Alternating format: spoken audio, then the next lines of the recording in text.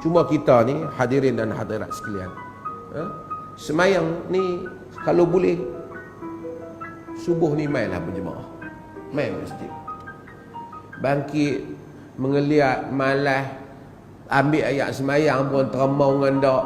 Lepas tu Allah akbar semayang, baca apa Assalamualaikum, boom, tidur balik. Tak rasa nikmat hidup orang macam ni.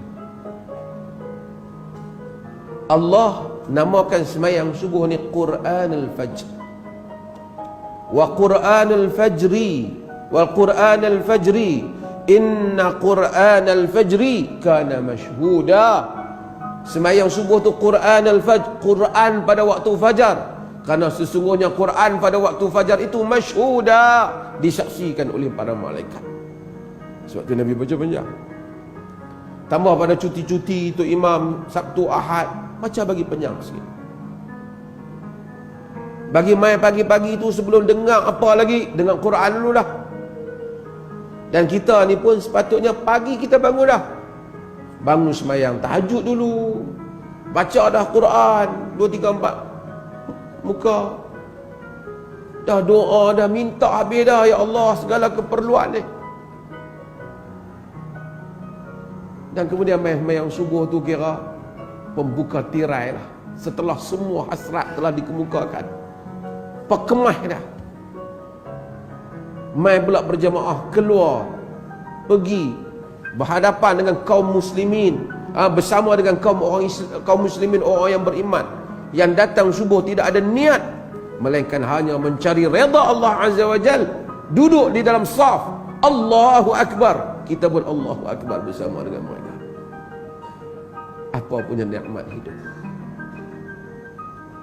Kadang-kadang orang bermusafir yang begitu jauh kerana nak mengadu masalah pada seseorang, sedangkan Allah Subhanahu wa ta'ala membuka kepada kita setiap malam waktu untuk kita mengadu kepadanya. Seolah-olah kita kadang-kadang kalau bisnes kena jumpa orang ni, kalau bab ni jumpa orang ni. Cakap dengan Allah, bagi tahu Allah, ya Allah, ya Hayy, ya Qayyum, ya Rabbi, ya Razzaq, ya Dzal Quwwatil Matin. Minta kat dia, dia bagi. Tak ada lagi orang yang dia minta, dia tak bagi. Cuma cara dia bagi saja. Sebahagian besar yang kita hidup dan menikmati hidup ni di atas doa yang telah kita minta pada Allah, yang mungkin sebahagian kita pun telah melupai doa itu,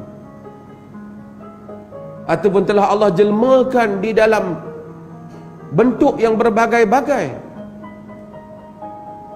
Bila satu orang tu bangun awal, berwudu, kemudian tahajud, semayang kurang-kurangnya 2 rakaat, kemudian dia semayang witir, kemudian dia bersiap, kemudian dia ke masjid berjamaah, kemudian 2 rakaat sebelum subuh, kemudian dia semayang subuh, kemudian dia sedikit membaca wirid-wirid Nabi SAW.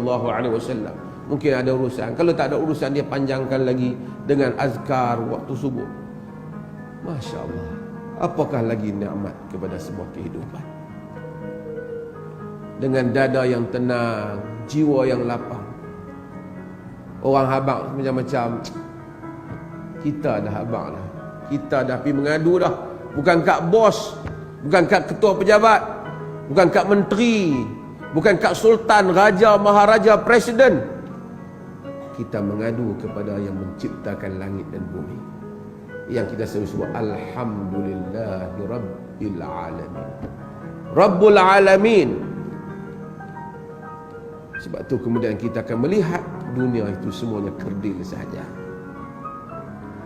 Dunia itu bisa diatur, bisa diuruskan, bukan dengan jumpa manager ke apa. Manusia kadang-kadang payah macam-macam, tapi kita minta Rabbi yassir wa la tu'assir, Tuhan mudahkan. Nabi Musa nak lawan Firaun susah. Nak dapat appointment jumpa Firaun kan senang. Rabbi shrah li sadri wa yassir li amri wahlul 'uqdatan min lisani yafqahu qawli. Rabbi shrah li sadri, wahai Tuhan lapangkan dadaku, wa yassir li amri, mudahkan urusanku.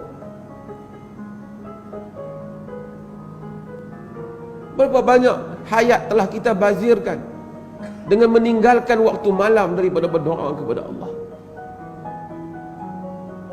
Kemudian tercari-cari ingin mengadu pada fulan nak jumpa orang ni. Tak apalah, bolehlah.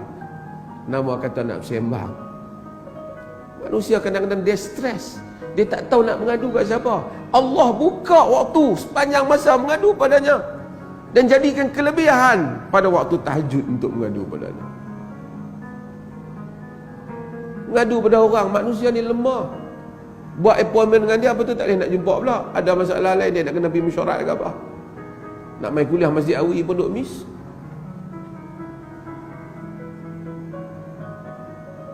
Allah tak ada kod queue. Dia nak pergi mengadu kat Tuhan pun ramai sangat waktu tahajud tu. Tak ada. Sami'un alim. Sebab tu kita minta, antara benda yang kita minta jauh daripada apa dia? Wa min du'ain la yusma'. Minta jauh daripada doa yang tak didengari. Kalangan para ulama menyebut, jauh mana langit dan bumi? Tak tahu langit dan bumi. Jauh mana langit dan bumi? Tapi dia kata berpada, dapat didekatkan dengan hanya perkataan ya Rabb, wahai Tuhan. Dapat didekatkan dengan doa yang mustajab. Sebab itu salat subuh, saya tengok di masjid mana tu penuh seorang yang subuh. Baguslah, alhamdulillah lah. Tapi kita patutnya macam tu jugalah. Salat subuh, insya-Allah semua masalah selesai. Habaqlah masalah apa pun, mengadu kat Tuhan.